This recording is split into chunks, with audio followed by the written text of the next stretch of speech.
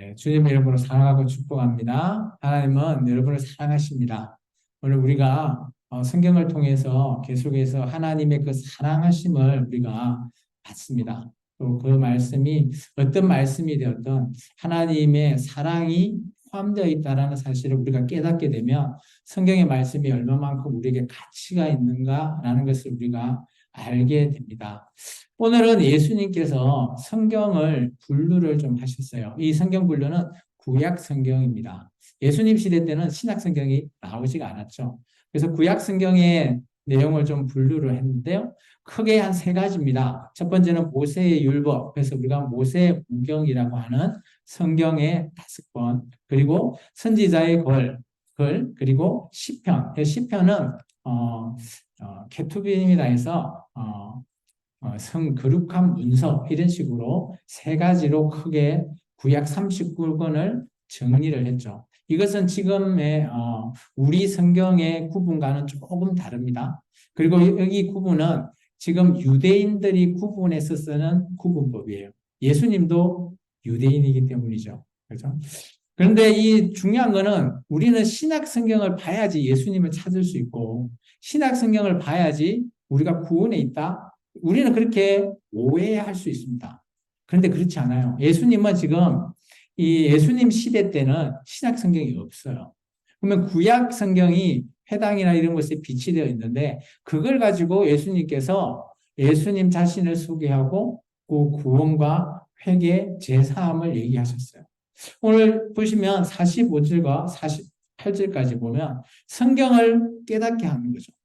구약 성경만 우리가 잘 봐도 우리가 구원이라는 것이 어디 있고 예수님이 구약 성경에 등장하는지 안 하는지 이런 것까지 다 알 수가 있습니다. 메시아가 구약에 있다는 거죠. 그리고 그리스도가 고난을 받는 것, 또 제3일 만에 죽고 또 부활하신다는 것, 이런 것들이 구약 성경에 그대로 기록되어 있습니다.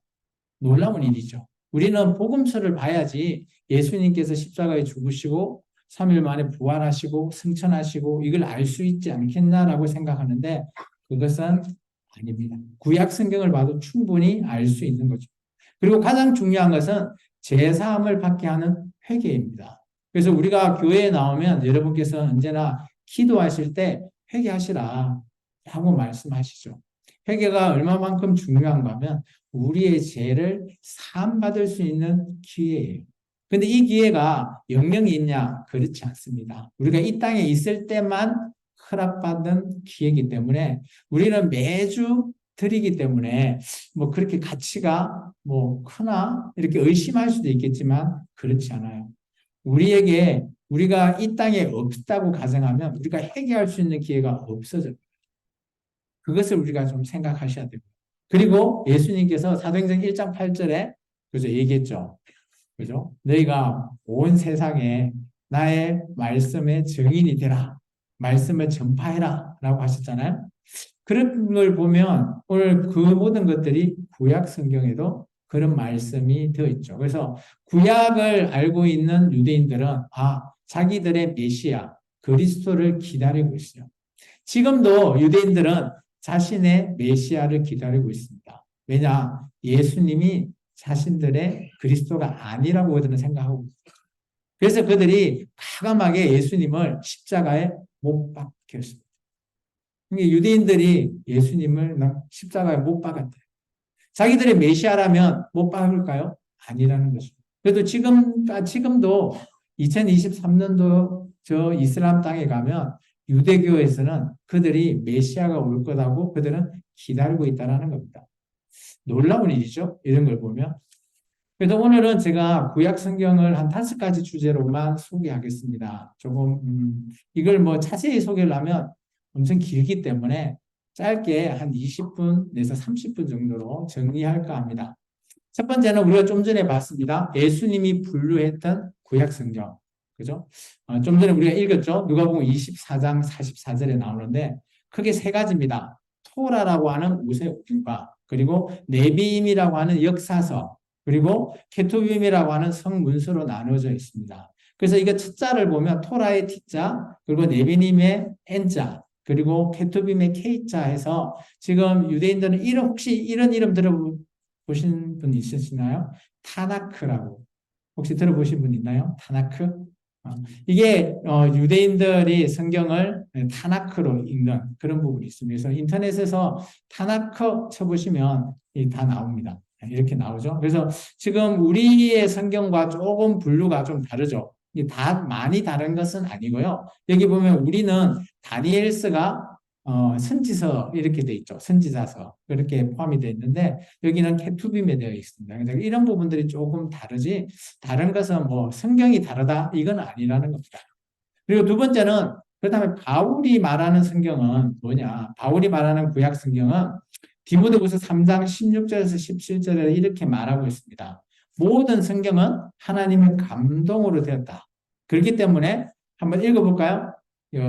동그라미 되어 있죠. 첫째, 교훈. 두 번째, 책망. 세 번째, 바르게 함. 네 번째, 의로 교육. 다섯 번째, 온전. 여섯 번째, 선행. 이걸 할 수 있는 능력을 갖추는 게 바로 성경이라는 거예요. 근데 이 성경이 그냥 이거로만 끝나버리면 그냥 좋은 책이구나 하고 끝나죠. 참 좋은 책이죠. 이런 것들을 우리가 알게 하니까. 그런데 3장 15절에 이렇게 얘기하고 있습니다. 우리를 구원에 이르게 하는 지혜가 담겨 있는 책이라는 거죠. 그래서 우리가 성경이 그만한 가치가 있고 귀중하다라는 겁니다. 그래서 성경은 여러분이 매일 뭐 이렇게 들고 다니면서 읽는 게 가장 베스트 하지만 그래도 여러분은 말씀을 계속해서 뭐 요즘은 핸드폰으로도 잘 돼 있으니까요. 핸드폰으로도 하루 말씀 이렇게 좀 읽으시고 하시면 참 좋을 것 같습니다. 구약 성경은 여러 가지 언약들이 등장해요. 보시면 구약에는 여러 가지 언약 중에 뭐 다윗 언약도 있고요. 아담하고 맺었던 언약, 그리고 노아에게 맺었던 언약, 메시아 언약도 포함이 되어 있습니다. 예수님의 언약, 그리고 이스라엘 회복, 그리고 족장 시대 아브람과 맺었던 언약. 근데 전체 언약들이 많이 있는데 그 중에 구약을 흐르는 언약이 한 가지 있어요. 모세와 하나님이 시내산에서 맺은 언약. 이 시내산의 언약이 가장 중요한 언약이에요. 그래서 우리가 구약 성경을 보면 구약 성경의 창세기부터 말라기까지가 시내산 언약이 주축이 되어서 흐르는구나라는 것을 우리가 눈여겨볼 필요가 있습니다. 그렇게 봐야지 이 구약 성경에 나오는 전반적인 내용들을 우리가 이해할 수 있습니다. 왜 그런가 하면요. 근거가 있습니다. 첫 번째는 레위기 26장 46절의 말씀입니다. 우리 같이 한번 읽어볼까요? 이것은 여호와께서 시내산에서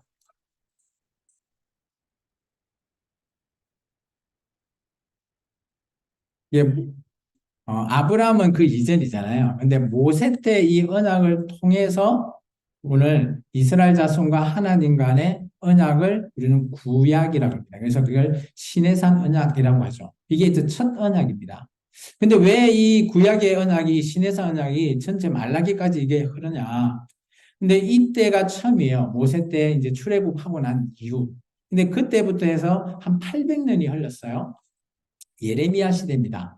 800년이 흘렀을 때 이렇게 말하고 있습니다. 하나님께서 같이 한번 읽어볼까요? 하나님께서 예레미야한테 말씀하신 말씀입니다. 여호와의 말씀이 내게 임하니라 이르되 가서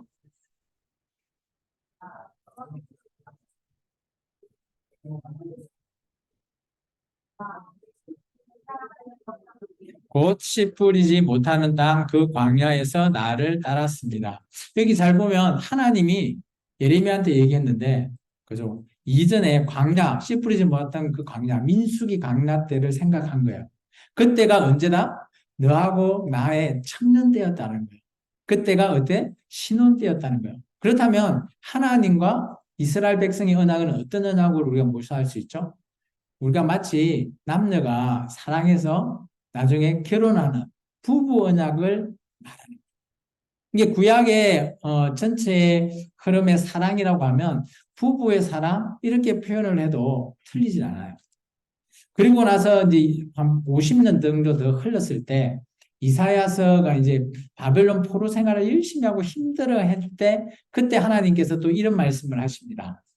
이사야서 54장의 말씀이거든요. 같이 한번 읽겠습니다. 두려워하지 말라. 내가 수치를 당하지 아니하리라. 놀라지 말라. 내가 부끄러움을 보지 아니하리라. 내가 내 젊었을 때의 수치를 잊겠고 가부 때의 치욕을 다시 기억함이 없으리니 이는 너를 지으신 이가 내 남편이시라. 그의 이름은 만군의 여호와시며 내 구속자는 이스라엘의 거룩한 자시다. 그는 온 땅의 하나님이라 일컬음을 받으실 것이라. 하나님께서 이렇게 소개하죠. 자신을. 야, 우리가 그때 젊었을 때다. 나는 네 남편이다. 라고 과감하게 하나님이 말씀하고 계세요. 이때가 언제 때인가 하면 바벨론 포로 생활에 정말 찌들리고 힘들 때입니다. 이게 첫 언약은 민수기 강야 때였잖아요. 그죠? 시내산. 근데 지금 이 850년이 흐르고 난 이후에도 하나님은 뭘 기억하고 싶다? 민수기 때 맺은 그 언약을 지금 가지고 계속 기억하고 있는 거예요. 물론 이스라엘 백성은 사람이 세대가 바뀌겠지만 하나님은 그것을 계속 기억하고 계신다. 그래서 신해산 언약이 중요한 거예요. 근데 우리가 구약의 맨 마지막 성경이 뭡니까? 그 정도는 알고 계시죠? 말라기잖아요. 말라기 때도 하나님이 이렇게 말씀하십니다. 천년이 지났어도 하나님이 이런 말씀하시죠. 다시 한번 읽어볼까요? 너희는 내가 호렙에서 온 이스라엘을 위하여 내 종 모세에게 명령한 법, 곧 율례와 법도를 기억하라. 보라, 여호와의 크고 두려운 날이 이르기 전에 내가 선지자 엘리야를 너에게 보내리니.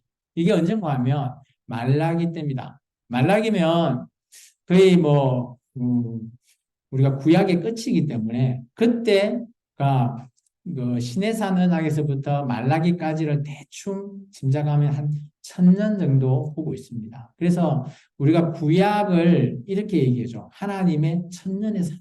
뭐 이렇게도 말하고 있습니다.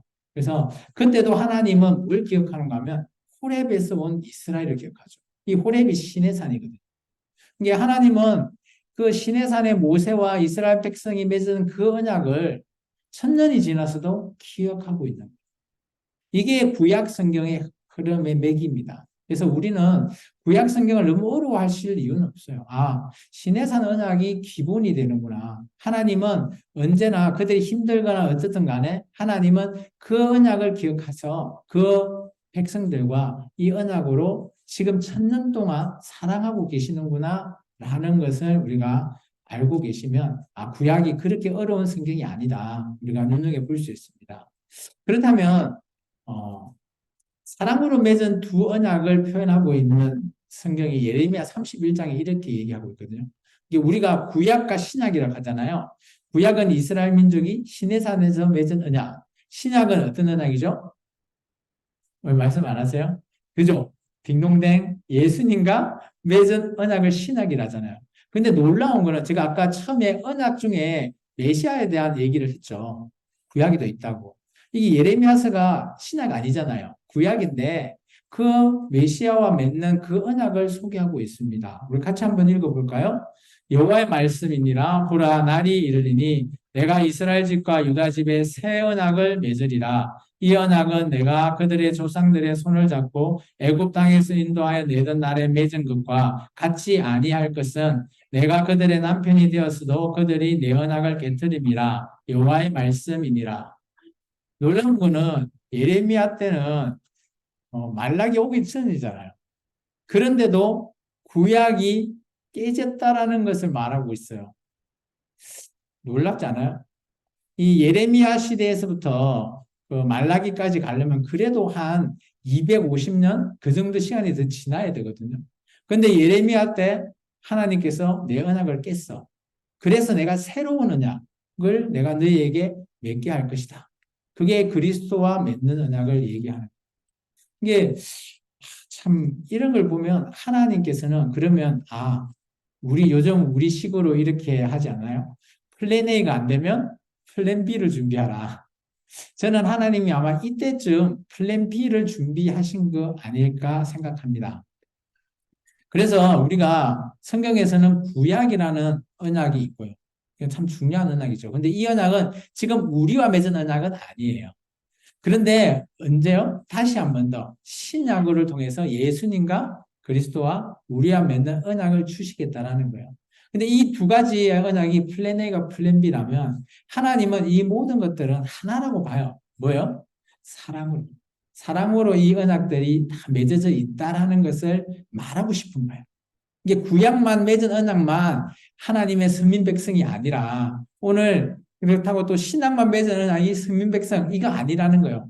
이 땅에 있는 모든 백성과 나와 맺는 언약의 백성은 나와 함께하는 사랑의 백성이다. 이걸 하나님은 말하고 싶은 거예요.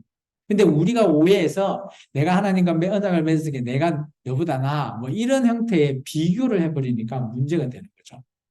그래서 구약 성경을 우리가 그러면 어떻게 봐야지 쉽게 볼 수 있을까라고 했을 때 제가 이제 구약 성경의 상관관계를 좀 설명하려고 합니다.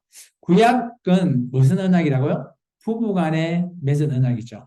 혹시 이 뒤에 나오는 그림 혹시 어느 때 시대 같아요? 지금 이거 우리나라 시대거든요.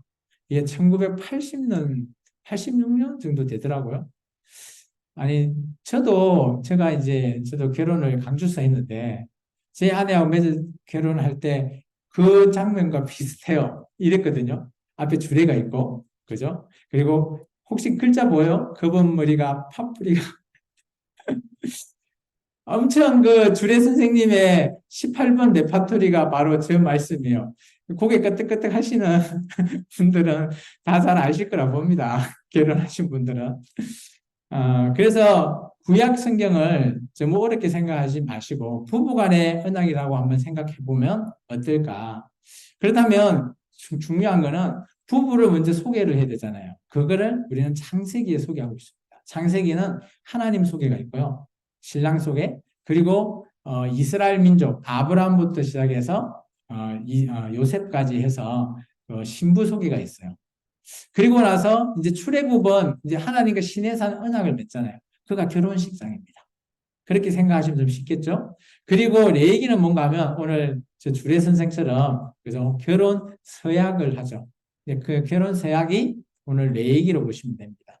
이스라엘 민족에게 준 10가지 계명, 10계명을 토대로 해서 만들어진 레위기가 바로 하나님의 법이죠. 서약입니다. 그리고 나서 이들이 이제 신혼여행을 가죠. 어디로 갑니까? 우리 같으면 저 발리나 뭐 좋은 데를 가야 되는데 이들은 민수기 광야를 갑니다. 물 한 모금 안 나오는. 그게 신혼여행일까요? 훈련일까요? 좀 그러죠. 어쨌든 간에 그곳에서 여행을 갔는데 우리가 신혼여행 보통 며칠 가죠? 요즘은 며칠 간가요? 잘 모르겠는데 한 3박 4일? 4박 5일 그 정도 가지 않나요? 이스라엘 민족도 짧게 어떻게 보면 바로 가나안 땅을 가면 일주일 안에 갑니다. 그곳에서 민수기 광야에서. 그런데 그곳이 너무 좋아서 그런지 광야에서 한 40년 동안 신혼 여행을 해버리네요. 그게 여행인지 훈련인지는 모르겠지만. 그리고 나서 마지막에 그 대표인 리더인 모세가 결혼식 축사를 합니다. 우리가 하나님 앞에 이렇게 어떻게 보면 설교죠. 이렇게 우리를 인도해내서 이렇게 했다라는 그런 형태의 축사를 합니다. 그리고 나서 이들이 여호수아를 필두로 해서 그 이스라엘 백성을 데리고 어디로 가죠? 어느 땅으로 갑니까? 가나안 땅으로 가잖아요. 그걸 우리는 역사서라고 합니다. 가나안 땅을 가게 되는데 그게 어떻게 보면 신혼여행을 갔다 오고 난 신혼부부의 첫 결혼 생활이 되는 거죠. 근데 이 가나안 땅에서 참 많은 우여곡절이 있습니다. 거의 1000년 동안 가나안 땅에 있게 되는데 그것이 표현하면 정말 기쁜 결혼 생활이면 얼마나 좋겠습니까? 하나님 보시기에 이스라엘 민족과 하나님의 관계는 정말 슬프고 아픈 결혼 생활을 1000년간 합니다.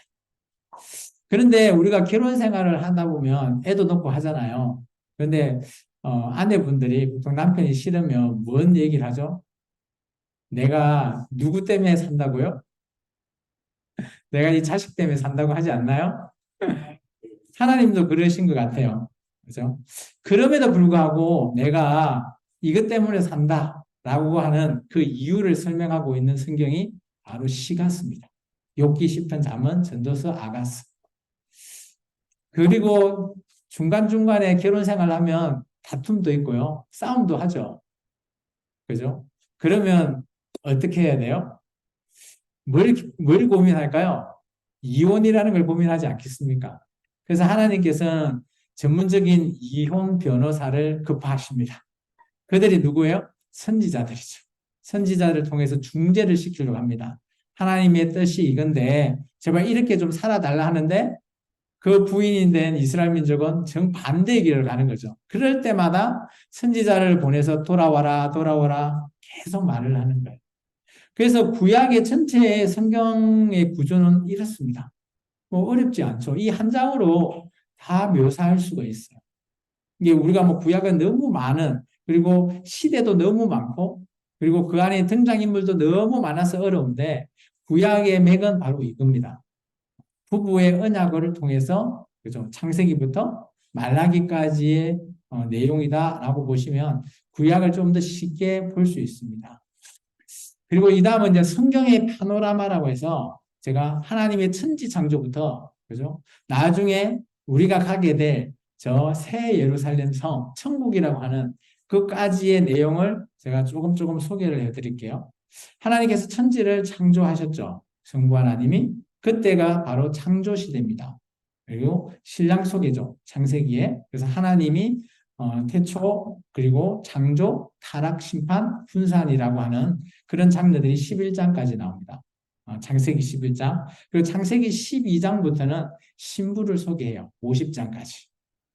그때 이스라엘 민족을 소개합니다.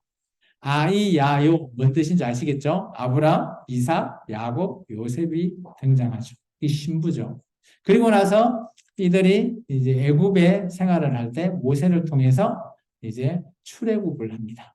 그때 가게 되는 장소가 바로 시내산 결혼식장에 도착하게 됩니다. 그게 이제 출애굽기와 매기가 됩니다.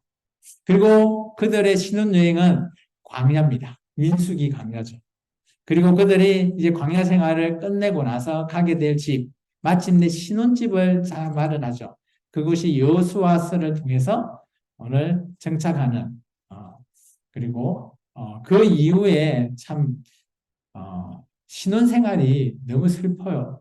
사사기 시대를 보면 정말 많은 자들이 자기 의견에 옳은 대로, 소견에 옳은 대로 해버리기 때문에 하나님 뜻과 정반대의 길을 가게 되죠. 그러다가 우리는 사사 말고 왕을 달라라고 해서 그래도 좀 기대했던 왕이 있죠. 다윗이라고. 그죠? 다윗 왕이 등장하게 되는데 다윗이나 솔로몬. 근데 다윗 솔로몬 이후에 왕들이 또 분열해버려요. 그죠? 분열 왕국 시대. 이때 이제 여로보암의 북이스라엘 같은 경우는 송아지라고 하는 뭐 우상을 만들어 놓고 이분이 바로 여호와다. 이분이 우리의 번성을 주는 여호와다. 이렇게 그들이 해서 정말 하나님과 정말 있을 수 없는 그런 일을 해버리죠. 우리 식으로 따지면 거의 바람 핀다 뭐 이런 식으로 생각해도 정말 다름이 없을 것 같아요. 그리고 나서 하나님이 도저히 안 되니까 이제 누굴 보내요? 이혼 변호사를 보내죠. 선지자를 보내게 됩니다. 그 첫 선지자가 바로 엘리야죠. 그 이후에도 계속해서 선지자를 보내게 되고 그렇게 해도 안 되니까 혹시 이 백성이 너무 힘들어서 안 되나 해서 최고의 번성을 한번 줘 봅니다. 북이스라엘에. 여로보암이 있을 때 번성을 하게 해주면 내 뜻대로 이제 편안하면 하나님의 뜻이 뭔지 귀에 들리니까 오지 않겠냐 이렇게 생각했지만 이들은 도저히 오지 않죠. 그래서 오늘 북이스라엘이 멸망하게 됩니다. 그게 1차 이혼이죠. 하나님과 이스라엘 민족의 1차 이혼이 되고요. 그 이후에 남유다도 피차 일반입니다. 그죠? 2차 이혼이 끝나버립니다. 그리고 이들의 남은 자를 통해서 하나님이 바벨론으로 옮깁니다. 이 바벨론은 어떻게 보면 민수기 광야와 전혀 다른 광야입니다. 민수기 광야는 아무것도 없는 광야. 그런데 바벨론은 많은 우상과 첨단 시대를 구현하는 그런 곳이 바벨론입니다. 민수기 광야는 40년, 바벨론 광야는 70년 광야 훈련을 하죠. 이들이 훈련이 필요한 거죠. 그 이후에 이들이 이제 귀환을 하게 됩니다. 그래서 성전을 중건하게 되고요. 그리고 그 사이에 이제 바벨론이 멸망당하고 페르시아 시대 때 오늘 에스더스 아시죠? 에스더가 등장하게 되고요. 그 이후에 이제 에스라가 등장해서 다시 2차 기한으로 오게 되고 3차 기한에 느헤미야도 같이 오게 돼서 그때 모세가 우리 혹시 지지난주에 했던 성경 바르게 읽기 할 때 신명기서 31장에 보면 초막절에 성경 강좌해라고 했잖아요. 그것을 필요로 한 사람이 바로 에스라입니다. 에스라가 이때 하게 되죠. 그리고 나서 이제 우리가 말라기입니다. 말라기 시대 때는 정말 하나님께서 내가 너를 이렇게 사랑했다라고 했을 때 자기의 아내가 이런 말을 하죠. 정말 우리가 그럴 경우가 있습니다. 가장 상처받는 말 중에 하나는 자기와 가장 가까운 자가 했던 말 중에 하나죠. 그 아내인 이스라엘 민족이 하나님한테 어떻게 나를 사랑했냐. 그 한마디에 하나님께서는 그것을 떠나게 되죠. 이제 그것을 우리는 하나님의 충무, 암흑기라고 해서 신구약 중간기에서 한 150년 정도의 시간이 지나죠. 그 이후에 하나님께서 고민해서 누구를 보내시죠? 이 땅에 예수님을 보내시죠. 요한복음 3장 16절.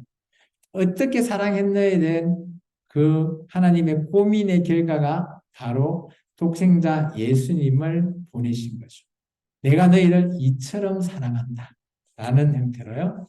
그리고 예수님 시대가 지나고 나서 사도들이 이루는 지금의 우리처럼 교회가 시작이 되는 거예요. 그 이후에 이제 바울과 통해서 교회가 점점 확장해 나가는 선교의 시대가 이르게 되고요. 그렇게 너무 잘 나가는데, 그죠? 이제 교회를 박해하는 시대가 오게 되죠. 그 이후에 오늘, 마지막 사도인, 그죠? 요한에 의해서, 그죠? 오늘 요한 계시록이 쓰여지고, 그 계시록의 내용을 좀 자세히 보면 언젠가는 예수님이 재림하게 되실 것이다라고 말합니다. 이 재림 때는 예수님이 세상을 심판하시는 거죠. 예수님이 처음 오셨을 때, 초림 때는 세상을 구원하러 오셨는데, 이 재심 때는 예수님이 심판주로 오십니다. 그 이후에 우리가 잘 아는 새 예루살렘 성인, 그죠? 그곳에서 우리가 언제나 가게 될 그 천국을 꿈꾸는 것. 이게 성경의 구약과 신약을 아우르는 전체의 내용들입니다. 그래서 이렇게 보면 이 뭐지? 어렵다고 생각할 수 있는데 이 부분들을 여러분들이 조금 곰곰이 생각하고 성경을 보시면 성경이 또 다른 측면으로 보이실 겁니다. 이제 말씀을 마치겠습니다. 저는 이걸 말하고 싶습니다. 같이 한번 읽어볼까요? 구약과 신약은 하나님의 사랑하심이 이게 우리가 성경을 봐야 될 이유고 성경이 우리에게 주는 의미를 담고 있습니다. 기도하겠습니다. 주님 감사합니다. 오늘도 귀한 말씀을